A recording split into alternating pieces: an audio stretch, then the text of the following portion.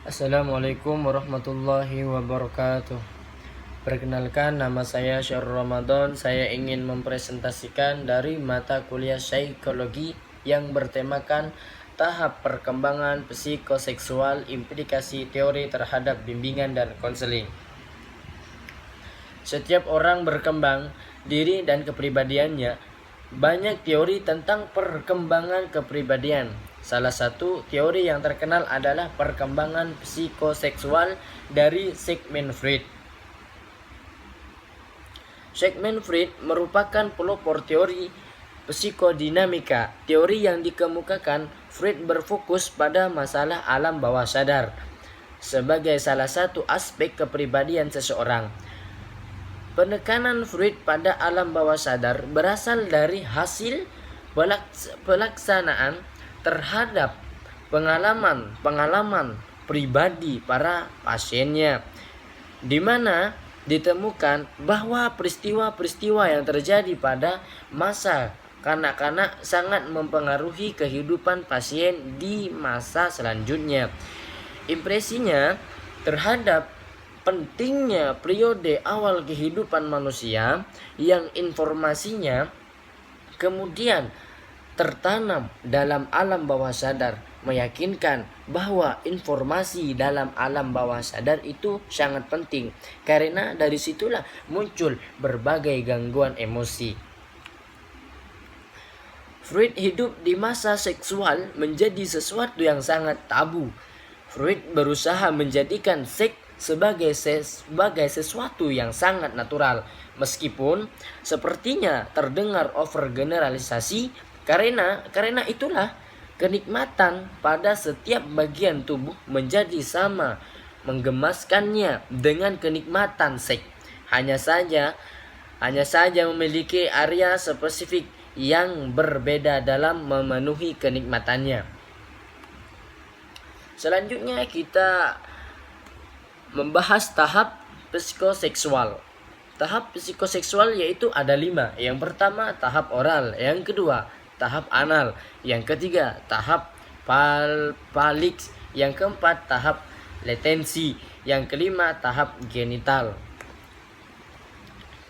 Selanjutnya, makna perkembangan kepribadian menurut Freud adalah belajarnya individu dalam setiap tahap perkembangannya dalam mengatasi kematangan dan ketenangan yang dialaminya.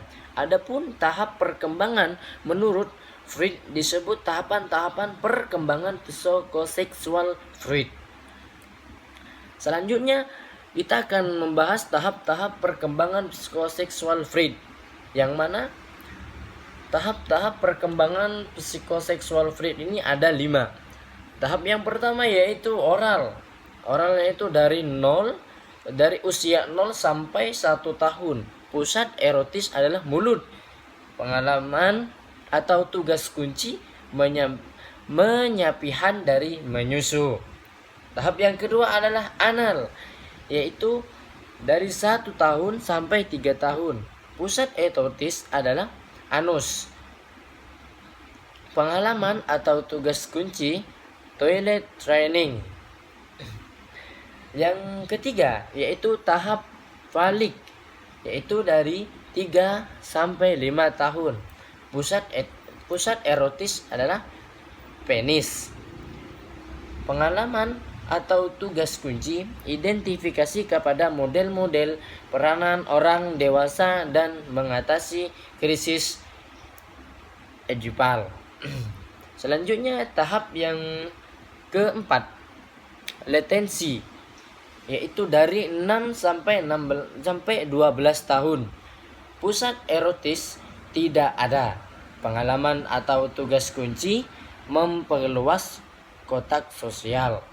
Selanjutnya tahap yang terakhir yaitu genital, 12 tahun. Pusat erotis adalah genital. Pengalaman atau tugas kunci adalah membangun hubungan yang lebih intim atau akrab dan memberikan kontribusi kepada masyarakat melalui bekerja. Selanjutnya, pemberian layanan bimbingan dan konseling bagi siswa sangat penting dalam rangka untuk keberhasilan program pendidikannya. Selain itu, dalam program pendidikan, program bimbingan dan konseling dimaksudkan agar individu mampu merencanakan kegiatan, menyelesaikan studi, dan perkembangan karir, serta kehidupan di masa yang akan datang. Bimbingan dan konseling juga dimaksudkan untuk mengembangkan seluruh potensi yang dimiliki seseorang, sehingga orang yang bersangkutan dapat menyesuaikan diri dengan lingkungan pendidikan, lingkungan masyarakat, penyesuaian dengan lingkungan pendidikan masyarakat ataupun lingkungan kerja. Tujuan jangka panjang pentingnya pemberian bimbingan dan konseling bagi siswa ini merupakan pemberian bantuan kepada seluruh peserta didik yang dilakukan secara berkesinambungan agar peserta didik dapat memahami dirinya, lingkungan dan tugasnya sehingga peserta didik sanggup mengharapkan diri, menyesuaikan diri, serta bertindak secara wajar sesuai dengan keadaan dan tujuan lembaga pendidikan, keadaan keluarga, masyarakat, dan lingkungan kerja yang akan dimasukkan kelak. Bimbingan dan konseling perkembangan di sekolah, teori dan praktik. Bimbingan dan konseling siswa di sekolah. Contoh kasus yang dapat diselesaikan melalui proses bimbingan konseling, yaitu keberadaan bimbingan dan konseling dalam pendidikan merupakan konsekuensi logis dari hakikat pendidikan itu sendiri.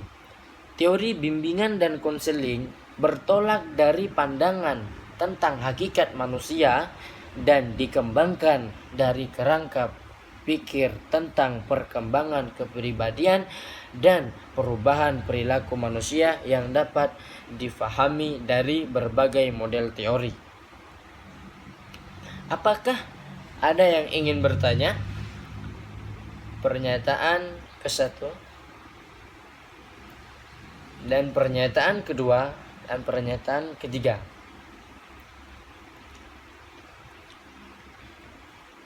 Terima kasih. Hanya ini yang bisa saya sampaikan. Kurang lebihnya saya mohon maaf. Jikalau ada kata-kata yang tidak berkenan dalam hati, saya mohon maaf. Wassalamualaikum warahmatullahi wabarakatuh.